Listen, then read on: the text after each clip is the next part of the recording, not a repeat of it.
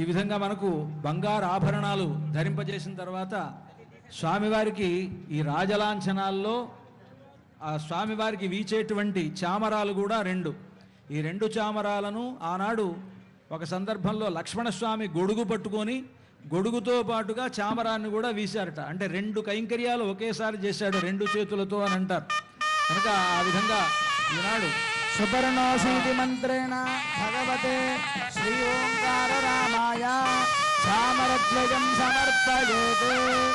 ఓం సుపర్ణోసి గరుత్మాన్ త్రివృతే శిరోగాయత్రం చక్షుస్తోమ ఆత్మా సామతే తనూర్వామదేవ్యం బృహద్రధంతరే పక్షో యజ్ఞాయజ్ఞయం పుచ్చం ఛందాగస్యంగానిధిష్ణయా శపాయజోడుం శినామా సువర్ణోసి గరుత్మాన్ దివం గచ్చతు వః పదా.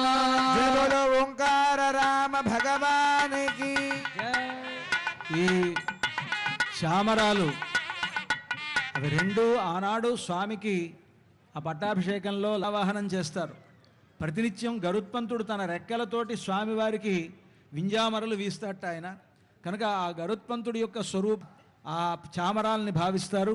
ఆ చామరాలను ఈ సందర్భంగా స్వామివారికి సమర్పించారు. రాజ్యలక్ష్మ్యా గృహంధన్యం చాక్షుష్యం ఛత్రధారణం అంటూ నీతి శాస్త్రం మనకి తెలియజేస్తోంది.